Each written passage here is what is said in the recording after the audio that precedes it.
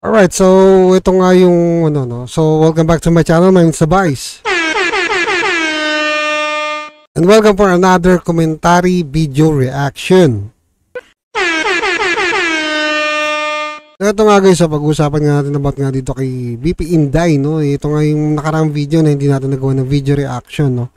So ito yung usapin tungkol nga dito do sa videos, do sa anibersaryo ng ano ng tag nito ng KOJC na nagpahayag si BP Inday. At panoorin nun natin mga kababayan.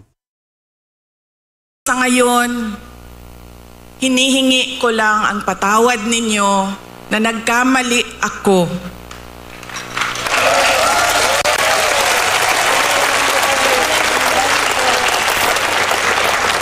Nagkamali ako sa paghingi ng tulong at suporta niyo para kay Pangulong Bongbong Marcos. I was on the mistaken belief that we were together on the platform of unity and continuity. Nagkamali ako, kaya hinihingi ko ang patawad ninyo. Alright, so yung sinabi ni BP Inday na humingi daw siya ng patawad doon sa nangyari, na humingi siya ng tulong sa mga taga Davao o KOJC, no, sa Kingdom, na para iboto itong si PBBM, no, si Bongbong Marcos. Kasi alaman ho natin yung sitwasyon ngayon na, 'di ba, yung nangyari ngayon sa kanila medyo wala na po talaga ang unity. Kasi sa dami ng hindi magandang nangyayari at ibinabato rin at pinupukol sa ating Vice Presidente. Tandaan niyo mga kababayan, malaking bagay din ho talaga yung boto ng Davao. Lalo-lalo na po ang buong Mindanao. Marami ho dyan nananalo sa boto sa Luzon. Pero pagdating sa Visayas, Mindanao, talo. Diba? Yung isang bagay na yun na kaya nga ho nila niligawan si BP Inday noon. Niligawan nila magkapatid ni Amy Marcos. Ultimo yung nga yung nanay nila pumunta ron eh. Diba, pumunta yung nanay nila ron sa Davao para ligawan si BP Inday. Pero at that time, ang alam naman natin pinakamalakas talaga nun ay si BP Inday. At pa isang video, panoorin din natin. You know, this has been going on for 9 days, ang assault sa inyong Kingdom Nation. Ito ay 9 days na sinasabi niya. Hindi ko lang alam kung ilang days na ngayon. Siguro pan 13 days na yata ngayon o 12 days. So iba nga nangyayari doon sa KOJC na hinukay yung yung basement, na lumabas yung mga pictures na may hinukay, tapos ngayon may nakita tayo na pinapasok na semento.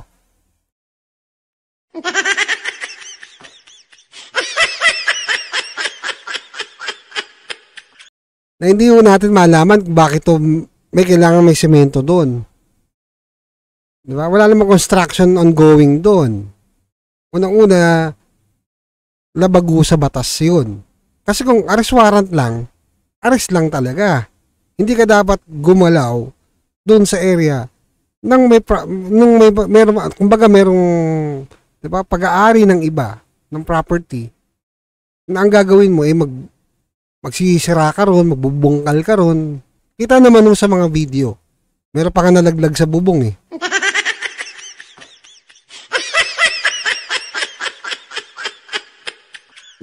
Di ba, may nalaglag sa bubong, tapos bukod nga dyan, di ba, pinagpuputol pa yung mga ako nakikita ko lang naman. Kung ano yung nakikita ko doon sa news or sa balita, di ba, sa social media, na pinagpuputol nga daw yung mga wire internet. Patuloy natin. At I could not come earlier dahil meron ding atake sa opisina ng pangalawang Pangulo. At hindi ko maiwanan ang aking mga kasamahan doon sa Office of the Vice President. But always remember na Wala man ako sa mga masasayang araw ninyo, pero nandito ako lagi sa inyong kalungkutan. I will always be with you in your darkness. Bago ako pumunta dito, doon sa Manila, sinabihan ako, huwag kang lumapit sa KOJC dahil talo ka dyan. Kalaban mo administrasyon, kalaban mo dayuhan na superpower. Sabi ko, sa taong nagsabi sa akin noon, walang contest, hindi ako matatalo. Walang kompetisyon. Bakit ako matatalo? There may only be 8 million around the world. Sabihin na natin na 6 million lang doon ang Pilipino, pero Pilipino pa rin sila.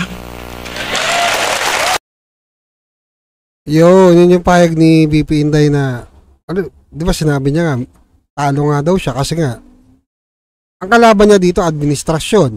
Pangalawa, yung kakampi ng administrasyon na, yun nga yung sa Amerika, napilit na pinababagsak talaga yung, hindi lang ang Duterte, kundi pati ang di ba, KOJC na si Pastor Kibuloy, na alam naman natin siya yung pinaka-leader ng KOJC.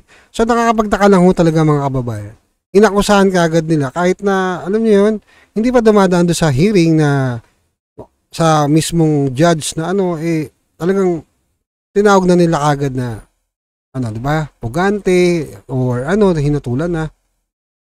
Yun yung nakakapag ron, di ba? So, nakakapag lang ho talaga. Kasi kung titignan niyo yung sitwasyon si Pastor Kibuloy, meron siyang kondisyon. Di ba? Lilitaw siya at lalabas siya kung maano ng admin na hindi siya ibibigay sa Amerika. Willing siyang kumbaga sa willing siyang humarap o harapin yung kaso, matalo man siya o hindi, pero hindi siya pupunta ng Amerika. Kumbaga hindi siya ibibigay doon. Ayaw niya. Gusto niya dito lang sa Pilipinas. So nakakatawa lang ho talaga kasi nagkukumahog sila. Ang tanong, bakit kayo nagkukumahog?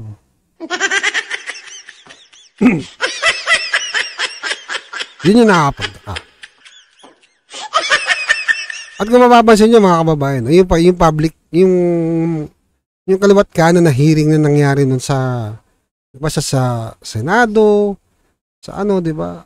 Halos dinudurugo talaga yung vice presidente natin. Parang galit na galit sila lagi kay Kibuloy, sa mga Duterte. Galit na galit sila kasi alam nila malakas malakas ang Duterte, lalo na si BP Inday. Alam nila na walang pantatapat sa 2028. Diba? Matot, panoorin nun natin itong video. Ito pa yung isang kumag na hindi ko malaman, napanood ko lang ito. Nakita po natin kung gaano po kabastos ang Vice President pagdating po sa pakikitungo sa mga kongresista. Nakita po natin kung gaano po kaangas yung Vice President. Nakita po natin na tila wala pong pagrespeto yung Vice President diyan po sa proseso, diyan po sa House of Representatives. There's no other way to put it. Napakabastos po ng Vice President. Yan po ang Vice President ng Pilipinas. Walang pagrespeto sa proseso diyan po sa House of Representatives. Whether you like those congressmen or not, that process is there for a reason. And that process has to work. Tama naman yung sinabi ewan ko sino yan. Diba? Kailangan daw magtrabaho yung kumbaga gawin nila yung trabaho nila sa Congress. Pero ang tanong kasi, ito yung malaking tanong. Ang sabi niya nga daw, bastos.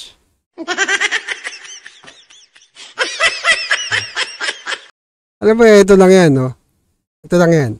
Kumbaga sa yung sinasabi niya, Oo, dapat gawin nila yung trabaho nila bilang mambabatas, di ba? Naimbestigahan nila kung ano yung kailangan nilang gawin. Pero kung titignan mo yung sitwasyon, halos magkakampi lahat yung mga nasa Congress. Diba? Sabaw na sabaw si BP Inday dito. At ang mga nagtatanong pa sa kanya, yung mga taong alam niyang hindi niya gusto. At meron siyang kumbaga, meron silang hindi magandang pagkakaunawaan or alitan man or something like that. 'Di ba? Yun yung bagay na yun. Tapos aasa ka ng respeto.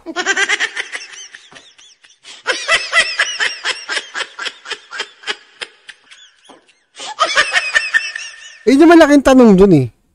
Manghihingi ka ng respeto. Ang respeto hindi hinihingi yan. Diba? Kusang binibigay yan doon sa taong alam mong dapat irespeto.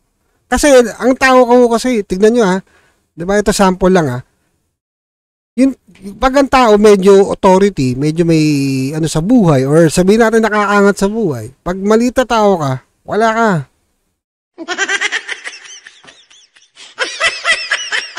Tayo ka sa kanila, di ba?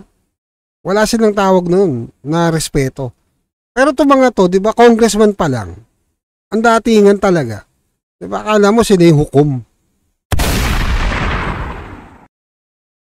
Di ba, yung judge na di ba, kung respeto pag-uusapan natin, respeto. Pangalawang pangulo yun, pangalawa sa pinakamataas sa bansa natin. Tapos mag-aano ka ng respeto? Alam naman ni BP Inday na hindi siya irerespeto ng mga yun. Tingnan niyo yung nangyari doon sa hearing na yun. Lahat sila parang nasabon. Lahat sila nabasag. Alright, so yun lang naman. Binigyan natin ito ng reaction tong video to.